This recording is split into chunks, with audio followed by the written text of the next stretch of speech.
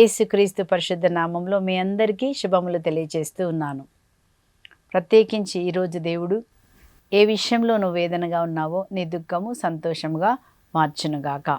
ఈరోజు మనము ధ్యానిస్తున్న అంశము, దేవుడు మన జీవితంలో జోక్యం చేసుకుంటారు. మన దేవుడు ఎవరు చెప్పండి? మన దేవుడు మన జీవితంలో ఆయన జోక్యం చేసుకుంటాడు.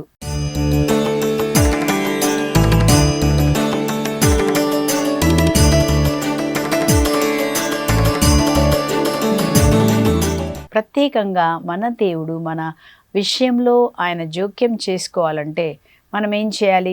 3 విషయాల గురించి ఈరోజు మనం ధ్యానిస్తాం. మొదటిగా, మనం ఎప్పుడైతే ప్రార్థన చేస్తామో ప్రార్థన చేసినప్పుడు మన ప్రార్థనకి బదులుగా మనం ఎప్పుడైతే ప్రభువా ఈ విషయంలో నాకు నీ కృప కావాలి ప్రభువా అని మనం ప్రార్థన చేసినప్పుడు దేవుడు మన జీవితంలో జోక్యం చేసుకుంటారు. మనం చదువుతున్నాము ఫిలిప్పీల పత్రిక 4వ అధ్యాయం 6వ వచనంలో. అక్కడ ఏమని రాయబడి ఉందంటే, దేనిని గురించి మీరు విచారించకండి, మీకేం కావాలో చూడండి, ఎంత చక్కగా స్టార్ట్ అయింది. దేనిని గురించి మీరు విచారించకండి, మీకేం అవసరమో మీకేమి కావాలనో వాటి కొరకు మీరు ప్రార్థనలో దేవుణ్ణి అడగండి. మీకేమి కావాలో, మీ అవసరం ఏముందో దాని కొరకు మీరు ప్రార్థనలో దేవుణ్ణి అడగండి అని మనకు చెప్పబడిందండి. అట్లా అడిగేటప్పుడు ఎలా అడగాలంట? కృతజ్ఞతాపూర్వకంగా. అంటే ప్రభువా, నువ్వు ఇంతకాలం నా ప్రార్థన ఆలకించావు, ఇప్పుడు కూడా నువ్వే ఆలకిస్తావు అని మనం కృతజ్ఞత కలిగి మనం ప్రార్థన చేయాలండి. అలాంటి ప్రార్థనను దేవుడు మనం వింటారు. కాబట్టి మరి దేవుడు మన జీవితంలో జోక్యం చేసుకోవాలంటే మనం ఏం చేయాలండి? ప్రార్థన చేయాలి. ఎప్పుడైతే మనం ప్రార్థన చేస్తామో దేవుడు ఏం చేస్తారు? మన ప్రార్థనకి జవాబిస్తారు. యెషయా గ్రంథం 30వ అధ్యాయం 19వ వచనంలో మనం ఏం చూస్తున్నామంటే, మీరింకా విలిపింపనక్కరలేదు, మీరు ఇప్పుడు దాకా ఏడ్చారేమో, ఇప్పుడు అక్కర్లేదంట. మీరు ప్రభువుని సహాయం చేయమని అర్థించిన వెంటనే, దేవా నాకు సహాయం చేయండి ప్లీజ్ జీసస్ అని మీరు అడిగిన వెంటనే ఆయన మీ మనవి ఆలకించి మీకు జవాబు దయచేయును. చూసారు, ఎంత చక్కగా ఉంది కదండి. యెషయా గ్రంథం 30:19లో మీరు ఇంకా విలపించనక్కరలేదు. ఏం చేయాలంట? మీరు సహాయం చేయమని అడుగుచుండగానే, మీరు సహాయం చేయమని అడగగానే అంట దేవుడు ఏం చేస్తారండి? అక్కడ మనం చదువుతున్నాము, మీరు ప్రభువును సహాయం చేయమని అర్థించినప్పుడు ఆయన దయతో మీ మొర ఆలకించును. దయతో మొర ఆలకిస్తాడు. కాబట్టి మనం మొర పెట్టాలా, ప్రార్థన చేయాలని. అవసరం ఏముంది? ఎన్నో అవసరాలు ఉంటాయి కదా. సో ప్రతి దానికి చెప్పాలా? భయపడుతున్నామా చెప్పాలా? ఎక్కడికైనా వెళ్ళాలా, ఒక కార్యం జరగాల, ఒక సహాయం దొరకాలా, లేకపోతే నీ జీవితంలో ఎన్నో అవసరాలు ఉంటాయి కదా. అవసరాలన్నిటి కోసం ప్రభు దగ్గర ఏం చేయాలంటండి? మనం ప్రార్థన చేయాలంట. మనం ప్రార్థన చేసినప్పుడు దేవుడు మన ప్రార్థనకి జవాబిస్తారు. ముందుగా మనము అట్లా ప్రార్థన చేసినప్పుడు దేవుడు సాయం చేసినటువంటి 2 వ్యక్తులను మనం చూద్దాం. ముందుగా మనం 1వ సాముయేలులో హన్నాని మనం చూద్దామండి. 1వ సాముయేలులో హన్నా గురించి మనము చదువుతున్నాము. అయితే ఈ హన్నాకున్న సమస్య ఏంటి అంటే, ఆమెకి పిల్లలు లేరు. పిల్లలు లేకపోతే ఎంత వేదన ఉంటుందో ఒక స్త్రీగా మనకు తెలుసండి. పిల్లలు పుట్టకపోతే పెళ్ళైన తర్వాత 1, 2, 3, 5, 10 సంవత్సరాలు ఎంత వేదన ఉంటుంది కదండి. ఎంత బాధ. అంటే ప్రత్యేకంగా అందరం దేనికోసం ఎదురు చూస్తాం? పిల్లల కోసం కదా. పిల్లలు పుట్టాలి, వాళ్ళని ఎత్తుకోవాలి, వాళ్ళని పెంచుకోవాలి, అదొక ప్రేమ. ఆమె చాలా వేదన పడుతుంది. అయ్యో నాకు పిల్లలు పుట్టలేదని ఒక వేదన ఉంటే, ఇక్కడ చూస్తున్నాం 2వ వేదన ఏంటంటే, ఆమె సవితి దగ్గర. సవితి అంటే మనకు తెలుసు కదండి. సో ఆమె దగ్గర అంటే మన ఆ సవతి అంటే సవతి దగ్గర నుంచి మాత్రమే కాదండి. ఒక్కోసారి అత్తమ్మ దగ్గర నుంచి మాటలు వస్తాయి, లేకపోతే పొరుగు వారు అంటారు, వాళ్ళంటారు, వీళ్ళంటారు. ప్రతి ఒక్కరు కూడా మనల్ని చిన్న చూపు, అలాంటి వాళ్ళని, ఎవరిని గొడ్రాలుగా ఉన్న వారిని, పిల్లలు పుట్టకపోతే ఆమెకి ఎందుకులేండి, ఇంకేముంది ఈమె లైఫ్, ఆమె పిల్లలే లేరు, ఈమె ఏం చేసుకుంటుంది ఆస్తి, ఈమె పిల్లలే లేరు, ఈమెకెందుకు కదా. ఇలాంటి ఒక మాటలు.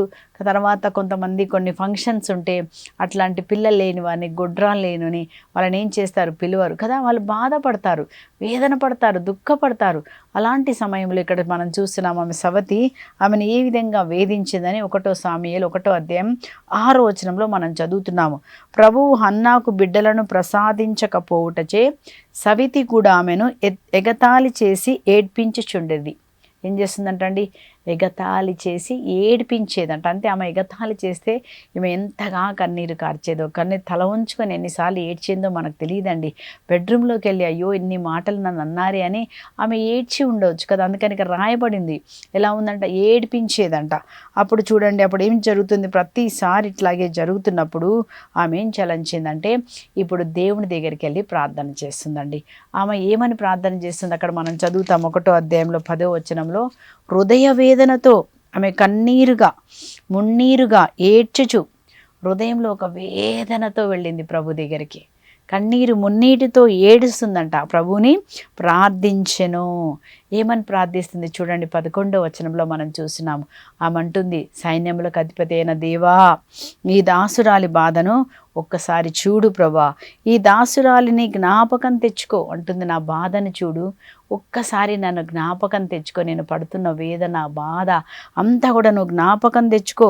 ఈ దీనురాలిని జ్ఞాపకం తెచ్చుకొని నీ దాసురాలైన నాకు ఒక మగబిడ్డను అనుగ్రహించుము. ఆ శిశువును అమరణాంతము నీకే నేను సమర్పించుకుంటాను అని చెప్తుందండి. ఏమంటుంది చూడండి, మరి నాకు ఒక బిడ్డనిస్తే ఆ బిడ్డను తిరిగి నీకే నేను ఇస్తాను. ఎంత మంచి ప్రార్థన అండి. మనమైతే నా కోసమే అడుక్కుంటాం, కానీ అట్లా అడగట్లేదు. దేవా నాకు ఒక బిడ్డనివ్వు, ఆ బిడ్డని నేను నీకు సమర్పణ చేస్తాను. ఎప్పుడైతే నేను నీకు సమర్పణ చేస్తానని ఆమె ఎప్పుడైతే చెప్పిందో, పరలోకమందున్న తండ్రి ఆమెన్ అన్నారు కదా. సో ఒక్కొక్కసారి దేవుడు ఏం చేస్తారంటే, ఆమెకు ఎందుకు ఆ విధంగా అన్ని రోజులు పిల్లలు పుట్టకుండా ఉన్నారంటే, దేవుడు అంట ప్రతి కీడు మేలుగా మారుస్తారు. ఆమెకు లేటే జరిగింది, కానీ ఏం జరిగింది, ఆ బిడ్డ ఎవరుగా మారారు, ఇజ్రాయేల్ ప్రజలను నడిపించే సాముయేలు ప్రవక్తగా. దేవుడికి ఒక ప్రవక్త అవసరమైనారు కనుక ఆమె గర్భంలో నుంచి ఒక ప్రవక్తని దేవుడు వాడుకున్నారు. ఆమె కన్నీటి ప్రార్థన, ఆమె చేసిన ప్రార్థన ఏం జరిగింది, ఒక ప్రవక్త ఆమె గర్భంలోంచి వచ్చేలాగా చేసింది కదా. సో మనం చదువుతున్న 19వ వచనం చూసినప్పుడు, తర్వాత ఆమె ప్రార్థన చేసి ఇంటికి వెళ్ళిందంట. ఎప్పుడైతే ఆమె భర్త ఎల్కానా ఆమెను కూడినప్పుడు దేవుడు ఆమెను జ్ఞాపకము చేసుకొనెను. ఆమె ఏమని ప్రార్థన చేసిందండి, దేవా నన్ను జ్ఞాపకం చేసుకో. ఒక చిన్న మాట కదా.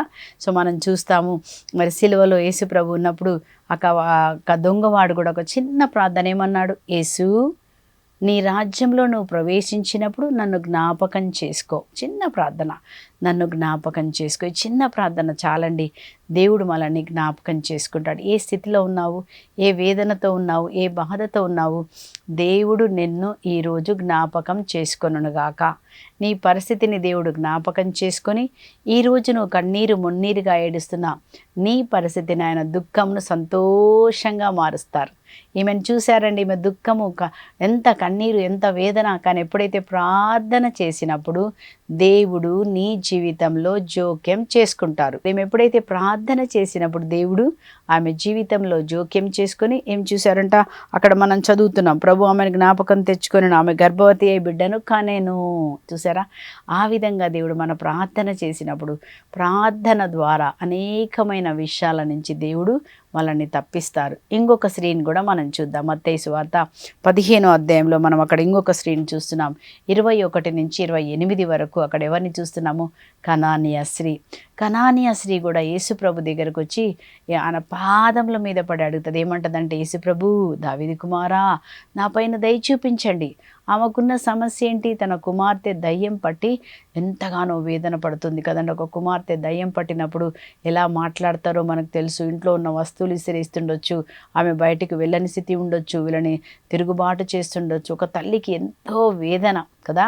అలాంటి పరిస్థితుల్లో ఈమె యేసు ప్రభు దగ్గరికి వచ్చి, దేవా నా కుమార్తెపై దయ చూపించమన్నప్పుడు మొదటిగా యేసుప్రభు జవాబు చెప్పలేదు, కానీ ఆమె పదే పదే అడిగినందున దేవుడు ఏం చేశారు, ఆమె దీనత్వాన్ని చూసి తగ్గించుకుంది.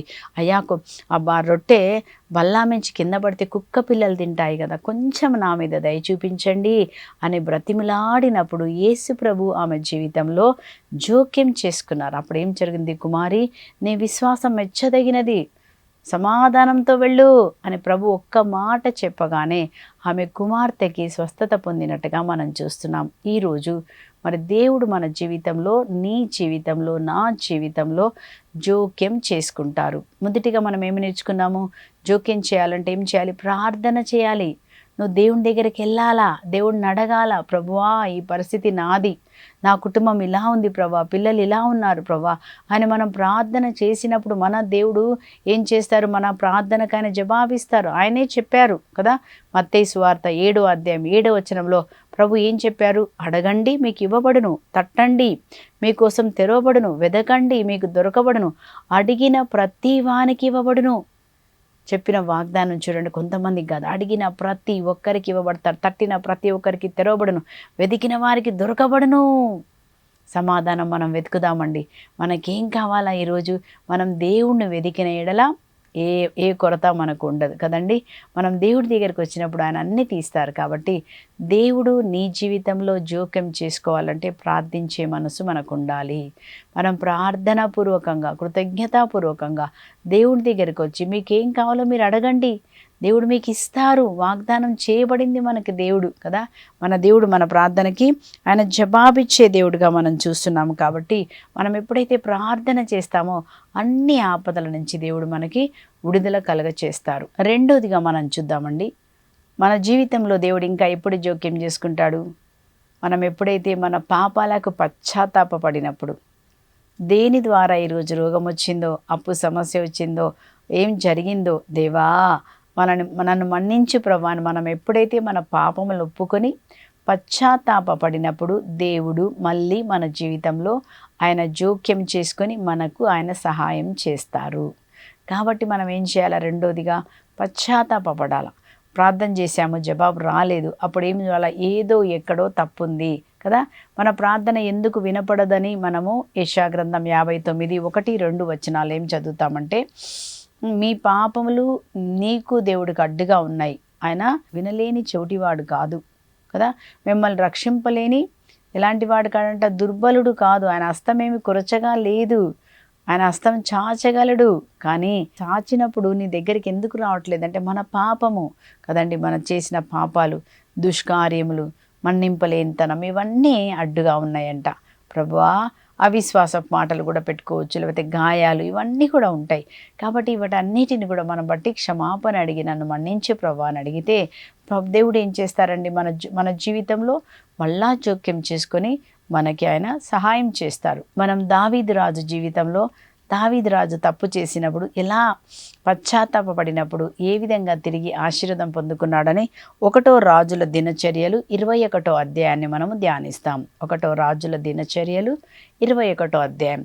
21వ అధ్యాయంలో అక్కడ దావీదు రాజు ఏం చెప్తున్నాడంటే, యోవాబుతో అంటున్నాడు, వెళ్ళి నువ్వేం చేయమంటున్నాడు ఆయనని, జనాభా లెక్కలు, ఇజ్రాయెల్ ప్రజలందరి లెక్క కట్టు, ఎంతమంది ఉన్నారో లెక్కబెట్టు అని చెప్తాడు.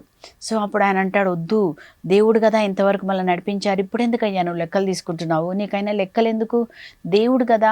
ఆయన అంటాడు, కాదు కాదు, ఎంతమంది యుద్ధం చేసేవాళ్ళు ఉన్నారు, నాకు ఎంతమంది ఉన్నారు యుద్ధం చేసేవాళ్ళు నా తరపున, ఎంతమంది మన సైన్యం ఉన్నారు తెలుసుకోవాలని ఆయన వద్దంటే కూడా ఏనంటాడు, లేదు నేను చెప్పినట్టు చెయ్యి అన్నప్పుడు అప్పుడు ఏం జరుగుతుందంటే ఆయన వెళ్ళి లెక్కలు మన ఇజ్రాయెల్ ప్రజలందరినీ కూడా లెక్క పెడతాడు అనమాట. అప్పుడు మనం 7వ వచనంలో చూస్తున్నాము ఏం జరిగిందో చూడండి. రాజు చేసిన పని ఏంటంట, రాజు చేసిన పని ప్రభునకు ప్రీతి కలిగించలేదు కనుక ఆయన ఇజ్రాయేలును శిక్షించెను. తప్పు చేసినందుకు ఏమొస్తుందండి, శిక్ష వచ్చేస్తుంది. దేవుడికి గాయపరిచినప్పుడు కదా, మనకి దేవుని ఆజ్ఞను మీరినప్పుడు తప్పకుండా ఆజ్ఞ మీరడమే పాపము. దాని ద్వారా మనకి మన జీవితంలో కూడా ఒక ఆజ్ఞ మనం మీరితే ఎలా పాపం అవుతుందో అలాగే మనకు శిక్ష పడుతుందో ఇక్కడ కూడా ఆ యొక్క ఆజ్ఞ మీరినందుకు శిక్ష పడింది కదా. శిక్ష ఏమంటున్నారో చూడండి. అక్కడ దేవుడు అంటున్నాడు ప్రవక్తతోటి, వెళ్ళి నువ్వు చెప్పు, గాదు ప్రవక్తతో చెప్తాడనమాట, వెళ్ళి దావీదుకి ఈ విధంగా చెప్పు. ఏమంటాడంటే 3 శిక్షలు చెప్తాడు. ఈ 3 శిక్షల్లో ఏది కావాలో కోరుకోమను. మొదటి శిక్ష మనం చదువుతున్నాము 1వ రాజుల దినచర్యలు 21వ అధ్యాయంలో 12వ వచనాన్ని మనం చదువుతున్నాం. మొదటిగా ఏమంటున్నాడంటే 3 ఏళ్ల కరువు నేను పంపిస్తాను, అదన్నా తీసుకోమను శిక్షగా. లేదా రెండోదిగా అంటున్నాడు, 3 నెలలు నీ శత్రువుల ఎదుట నువ్వు నిలవలేక నాశనం అవుతావు, శత్రువులు నేను తరుముతారు, నేను నీకు సహాయం చేయను, దాని ద్వారా మీ రాజ్యానికి నాశనం జరుగుతుంది. మూడోదిగా ఏమంటున్నాడంటే, లేదంటే 3 దినములు ప్రభువు ఖడ్గము నిన్ను వెంటాడగా అంటు రోగము. ఈ మూడిట్లో ఏది కావాలా? కరువు కావాలా, అంటు రోగం కావాలా, శత్రువులు వెన్నాడడం? అప్పుడు దావీదురాజు ఒక మాట అంటాడు 13వ వచనంలో, నేను ఇరుకున పడి తిని. అయ్యో ఇరుకాటం, ఇప్పుడు ఏది తీసుకోవాలా? కానీ ఒక మాట ఏమంటున్నాడు చూడండి చివరికి, దేవా ఆయనను ప్రభు దయాసముద్రుడు కనుక నరుల చేతికి చిక్కుట కంటే ఆయన చేతికి చిక్కుట మేలు. చూసారండి ఏమంటున్నాడు? శత్రువులైతే ఇంకా ఎక్కువ పీడిస్తారు, అవునా కాదా? కదండి. కాబట్టి శత్రువుల చేతికి చిక్కే బదులు ఆ శిక్ష ఏదో దేవుడి దగ్గర నుంచే నేను తీసుకుంటా. ఎందుకంటే దేవుడు శిక్షించిన ఆయన కరుణామయుడు, ఆయన కృప చూపిస్తాడుగా. మన శత్రువులు మనకి కృప చూపించారండి. కాబట్టి మనం ఎప్పుడు కూడా దేవుడి దగ్గరికే రావాలి. ఆయన శిక్షించినా, ఆయన నిన్ను ఏం చేసినా మనం ఎక్కడ ఉండాలో చెప్పండి? దేవుని దగ్గరే. ఆయన కృప కొరకే, ఆయన కనికరం కొరకే చూపిస్తే తప్పకుండా దేవుడు మన జీవితంలో కార్యం చేస్తారు. అప్పుడు చూడండి 3, అప్పుడు దేవుడు ఏం చేశారంట? ప్రభువు ఇజ్రాయేలీలను అంటురోగం వాతపడినట్లు చేశాను. ఇజ్రాయేలు ప్రజలను అంటురోగం వాతపడు చేసినప్పుడు దాని వలన 70,000 మంది చనిపోయారంట. ఒక్కరు కాదు, ఇద్దరు కాదండి. అప్పుడు దావీదు ఎట్లా ఏడుస్తున్నాడో చూడండి. అంటాడు, ప్రభు ఈ ప్రజలను లెక్కపెట్టుట అనే పాపం నేను చేశాను. దేవుడి దగ్గరకు వచ్చి అంటున్నాడు, దేవా ప్రజలను లెక్కపెట్టుట అనే పాపం నేను చేశాను, నేను చేసింది. ఈ ప్రజలు గొర్రెల వంటి వారు, వీరు ఏ పాపము ఎరుగరు కనుక నీవు నన్ను నా కుటుంబాన్ని శిక్షించి ఈ ప్రజలను వదిలేయి ప్రభా, ఈ ప్రజలకు అంటురోగం వద్దు ప్రభా అని కన్నీరు గార్చి పశ్చాత్తాపడతాడండి. పశ్చాత్తాపడినప్పుడు వాళ్ళు చెప్తారు, నువ్వు ఆ పశ్చాత్తాప బలిపీఠం కట్టి దేవునికి బలులు అర్పించమన్నప్పుడు దావీదు రాజు ఆ విధంగా 26వ వచనంలో మనం చూస్తాము. పశ్చాత్తాప బలిపీఠమును కట్టి దేవునికి బలులు అర్పించినప్పుడు అక్కడ అంటురోగము ఆగిపోయినట్టుగా మనం చూస్తున్నాము కదా. మనం ఎప్పుడైతే పశ్చాత్తాప పడతామో, చేసిన తప్పును మనం ఒప్పుకొని, దేవా ఇది నా తప్పు అని మనం ఎప్పుడైతే ఒప్పుకుంటామో దేవుడు ఏం చేస్తారు? ఆయన కరుణామయుడు కనుక దేవుడు మన పాపములను మన్నించి ఆయనే మళ్ళీ ఆ అంటురోగం నుంచి వాళ్ళకి విడుదల కలగజేశాడు. అది మనము 1 యోహాను 1వ అధ్యాయం 9వ వచనంలో కూడా దాన్నే మనం చదువుతున్నామండి. 1 యోహాను 1:9 ఏం చదువుతామంటే, మీరు మీ పాపములను ఒప్పుకొనిన ఎడల దేవుడు నమ్మదగిన వాడు కనుక మిమ్మల్ని ప్రతి పాపము నుంచి, ప్రతి దుర్మార్గత నుంచి, ప్రతి అవినీతి నుంచి విడిపించి మళ్ళా మీకు స్వస్థతను కలగచేయును. యేసు ప్రభువే. మనం పశ్చాత్తాపడినప్పుడు ఏం జరుగుద్దంటే యేసే రక్తం వచ్చి మనల్ని కడుగుతుంది. ఆ రక్తం దేని కొరకు? ప్రతి పాపమును కదా, ప్రతి పాపం యేసు రక్తము ప్రతి పాపము నుంచి మనలను శుద్ధి చేయను. ఏ పాపమైతే నాలుక ద్వారా, కళ్ళ ద్వారా, ఎక్కడెక్కడ మనం తప్పు చేశామో, తప్పు మాటలు మాట్లాడామో, తప్పు క్రియలు చేసి ఈరోజు రకరకాలటువంటి మన మాట వల్ల, అవిశ్వాసం మాట వల్ల ఆశీర్వాదం పోయిందేమో, చేయకూడని తప్పు పనులు చేశామేమో, చేయకూడని బిజినెస్ చేసి లాస్ అయిందేమో. కానీ దేవుడి దగ్గరికి వచ్చి మనం ప్రార్థన చేస్తే మన దేవుడు మనల్ని మన్నించి బయటపడే మార్గమును ఆయనే చూపిస్తాడు. 1 కొరింథీ 10వ అధ్యాయం 13వ వచనంలో మనం మాట చదువుతున్నాం. ఏమని? దేవుడు నమ్మదగిన వాడు, మీ నిగ్రహ శక్తి గురించి మిమ్మల్ని శోధించబడనయ్యాడు. అంతేకాదు శోధించబడిన శక్తిని ఒసగి బయటపడే మార్గం నీకు చూపిస్తారు. ఏ శోధనలో మనం చిక్కుకొని వేదన పడుతూ ఎలా బయటపడాలో కూడా తెలియకుండా మనం ఒక్కోసారి ఏడుస్తాం, ప్రభువా నేను ఈ పరిస్థితిలో ఉన్నా, నేనేం చేయాలో ప్రభా, నేనేం చేయాలో ప్రభా అని మనం ప్రార్థన చేసినప్పుడు దేవుడే నీకు మార్గం చూపిస్తాడు. దేవుడు ఒక్కొక్కసారి చెప్తారు, భయపడకు, నీకు తోడుగా ఉన్నాను, నువ్వు నెమ్మదిగా ఉండు, నేను నీకు బయటపడే మార్గమును చూపిస్తాను. ఎన్నోసార్లు ఎంతోమంది సాక్ష్యాలు చెప్తారండి. ఏ విధంగా ప్రార్థన చేసినప్పుడు శత్రువుల నుంచి దేవుడు ఎన్నోసార్లు మనకి ఆయన బయటపడే మార్గమును ఆయనే చూపించాడు. ఎన్నో రోగాల నుంచి బయటపడే మార్గమును దేవుడు మనకు చూపిస్తాడు. గొప్ప గొప్ప సాక్ష్యాలు రోజు మనం వింటూనే ఉన్నాం కదండి. కాబట్టి మన దేవుడు ఎవరంటే బయటపడే మార్గమును, ఎంత భయంకరమైన స్థితిలో నువ్వు ఉన్నను దేవుడి దగ్గర మనకి బయటపడే మార్గము ఆయన దగ్గర ఉంది. ఆయన సర్వశక్తిమంతుడు, మనల్ని కాపాడగల దేవుడు, మనల్ని బయటికి తీసుకురాగలిగిన దేవాతి దేవుడు. ప్రతి పరిస్థితి నుంచి ఆయన తప్పిస్తారు. మనల్ని తప్పించే దేవుడు, మనల్ని కాపాడే దేవుడు, ఆయన మంచి కాపరిగా ఉన్నారు కనుక మనం ప్రార్థన చేద్దాం. ఈ సంవత్సరం మనం ఏం నేర్చుకుంటున్నాము? దేవుడు మన జీవితంలో ఆయన జోక్యం చేసుకొని ఆయన మనల్ని నడిపిస్తారు. దాన్ని మనము చదువుతున్నాము. మూడోదిగా మనం ఏం చూస్తున్నామంటే మన దేవుడు మన జీవితంలో ఎప్పుడు ఆయన జోక్యం చేసుకుంటారు, ఎప్పుడు మనకి సాయం చేస్తారు అంటే మనము దేవుని వాగ్దానములను ఎత్తి పట్టుకొని ప్రార్థన చేసినప్పుడు, దేవా వాక్యంలో ఇలా రాయబడి ఉంది కదా ప్రభా. తల్లి తండ్రి మరిచిన నేను మరోనని చెప్పావు కదా ప్రభా. ఈరోజు దేవా నన్ను జ్ఞాపకం చేసుకో. నువ్వు పొందిన దెబ్బలచే మాకు స్వస్థత అని రాయబడి ఉంది కదా ప్రభా. ఈ రోజు నీ గాయములచే నాకు స్వస్థత కలగ చేయండి ప్రభా. దురాత్మలు నిన్ను ముట్టవు, నీకు వ్యతిరేకంగా లేచిన ఈ ఆయుధాలు వర్ధిల్లవని రాయబడి ఉంది ప్రభా. ఈ వాగ్దానం ప్రకారము నాకు నా కుటుంబానికి లేచిన ఏ ఆయుధము ఏ బంధకము అయ్యా ఈరోజు పని చేయకుండా మాకు సహాయం చేయి ప్రభా అన్నప్పుడు దేవుడు చెప్పిన ప్రతి వాగ్దానం ఏ వాగ్దానం అయితే దేవుడు మనకిచ్చి ఉన్నారో ఆ వాగ్దానాన్ని మనం ఎత్తి పట్టుకొని ప్రార్థన చేసినప్పుడు దేవుడు వాగ్దానం జ్ఞాపకం చేసుకుంటారు. కాబట్టి మీరు ఏం చేయాలి, పరిశుద్ధ గ్రంథం తీసి ఒక్కొక్క వాగ్దానం ఎత్తిపట్టి చెప్పండి. మన పిల్లల కోసం అనుకోండి, మన పిల్లల గురించి చెప్పాలా. ప్రభా మా పిల్లలను మీరు దీవించి ఆశీర్వదిస్తాను, నీ పిల్లలను నేను దీవిస్తాను, వారిని నేను ఉన్నతమైన స్థలముకు నడిపిస్తానని రాయబడి ఉంది ప్రభా. నీ పిల్లలను ఆత్మతో నింపుతానని యెషయా గ్రంథం 44:3 ఏమన్నారు, నీ పిల్లల మీదకి నా ఆత్మను పంపిస్తానని చెప్పారు ప్రభా. అపోస్తల కార్యం 2:17 మీ యవ్వనసులు పిల్లలు కలలు కంటారు, ప్రవచిస్తారు, ఆత్మను పంపిస్తాను దేవా నీ ఆత్మను మా మీద పంపించండి అని వాగ్దానం ఎత్తి పట్టుకొని ప్రార్థన చేసే బలమైన ప్రార్థన అది. అన్నిటికంటే బలమైన ప్రార్థన వాగ్దానం ఎత్తి పట్టుకొని చెప్పడం. మన దేవుడు ఎవరు, వాగ్దానం ఇచ్చిన వాగ్దానం నెరవేరుస్తాడు, వాగ్దానం జ్ఞాపకం చేసుకుంటాడు. మనం చూద్దాం నిర్గమకాండం 2వ అధ్యాయంలో అక్కడ మనం గమనించినప్పుడు 23, 24, 25 మనం చూస్తున్నామండి. అక్కడ ఏం చేశారంట, ఇజ్రాయేల్ ప్రజలు ఐగుప్తులో బానిసత్వమున ఉన్నారు కదా. వాళ్ళు ఏం చేశారో చూడండి. ఇజ్రాయేలీలు బానిసనమున మునిగి మూలుగుచు సహాయము కొరకు ఆక్రందించిరి, వారి ఆక్రందన దేవుని చెవిన పడెను. చూసారా, వాళ్ళంట బానిసత్వంలో ఉండి మునిగి, బానిసత్వంలో మునగడం అంటే బానిసత్వంలో ఉండగా మునిగి అంట అక్కడి నుంచి ఒక ఆక్రందన దేవా అని ప్రార్థన చేస్తే ఆ ఆక్రందన దేవుని చెవిలో, ఆ మూలుగు దేవుని చెవిలో పడిందంట. పడినప్పుడు దేవుడికి ఏం జ్ఞాపకం వచ్చింది చూడండి. ఆ మూలుగు ఏం జ్ఞాపకం చేసిందంటే దేవుడు తాను అబ్రహాముతోనూ ఈసాకుతోనూ యాకోబుతోనూ చేసిన నిబంధన ఒడంబడిక గుర్తు తెచ్చుకున్నాడు. చూసారా, ప్రజలు ఎప్పుడైతే ఆ బాధ వేదన పడి ఆ మూలిగినప్పుడంట, ఆ మూలుగు ఏం చేసిందంట, దేవుడు చెవిలో పడినప్పుడు దేవుడు వారు మూలుగు విని ఏం జ్ఞాపకం చేసుకున్నాడు, అబ్రహాం తోటి ఈసాకు యాకోబుతో ఏమన్నాడు, నీ ప్రజలు 430 సంవత్సరాలు బానిసత్వంలో ఉంటారు, తర్వాత నేనే వారిని విడిపించి బయటకు తీసుకొని వస్తాను అని చెప్పిన దేవుడు ఏం చేశారంటే ఆ నిబంధనను జ్ఞాపకం చేసుకొని దేవుడు అప్పుడు ఎవరిని పంపిస్తున్నాడు, మోషేని పంపిస్తున్నాడు. రమ్ము నా ప్రజల మొర నా చెవిలో పడింది కనుక వాళ్ళని ఇనుప సంఖ్యల నుంచి విడిపించుటకు నేను నిన్ను పంపిస్తున్నానని చెప్పి దేవుడు మోషేని పంపించి మోషే ద్వారా ఏం చేస్తారు, ప్రజలకు విడుదల కలగచేస్తారు. కాబట్టి మనం ఏం చేయాలా, దేవుని వాగ్దానం ఎత్తిపట్టుకొని ప్రార్థన చేసినప్పుడు దేవా శక్తి చేత కాదు, బలం చేత కాదు, నీ ఆత్మకార్యం చేయండి. మనం భయపడిపోతామండి కొన్ని చూసి, మన వల్ల కాదు. కానీ దేవుడు మనం ఏం చెప్పాలా, నీ వల్ల చేస్తుంది అన్నప్పుడు దేవుడు మనకు సమాధానం, తన శక్తిని ఇస్తారు, తన శక్తి ద్వారా ఆత్మ ద్వారా కార్యాలు చేస్తారు.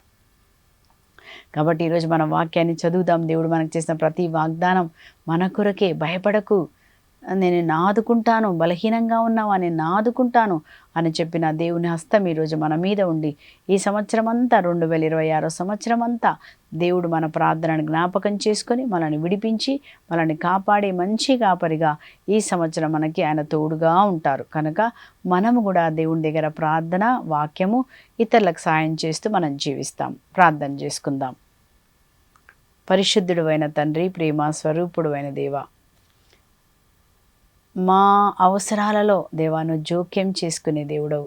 మీకు ఏం కావాలో మీరు అడగండి, దేని గురించి మీరు విచారించకండి, అడగండి, ఇస్తానని చెప్పిన దేవా, ఈరోజు మేమందరం అయ్యా ఎంతమంది కన్నీటితో అడుగుతున్నారు, వేదనతో కృంగిపోయినైనా ఇజ్రాయేల్ ప్రజలు బానిసత్వంలో మూలిగినప్పుడు ఆ మూలుగునైనా నీ చెవిలో పడగానే ప్రభా వాగ్దానం జ్ఞాపకం చేసుకున్న దేవా, ఈరోజు యేసు ప్రభు సిలువలో మా కొరకు చేసినది మీరు జ్ఞాపకం చేసుకొని ఆ సిలువ మరణం ద్వారా తండ్రి ఈరోజు మా అందరినీ శుద్ధి చేసి అయ్యా ప్రతి రోగం నుంచి, బంధకాల నుంచి, శత్రుత్వం నుంచి, అయ్యా అన్ని రకములైనటువంటి వేదన నుంచి మమ్మల్ని కాపాడమని, రక్షించమని, నువ్వు పొందిన దెబ్బలచే మాకు విడుదల స్వస్థత కలగచేయమని అడుగుతున్నాం దేవా. చీకటిలో ఉన్నవారు వెలుగు చూతురుగాక, దుఃఖం సంతోషంగా మారునుగాక, నిశ్చయముగా మారునుగాక.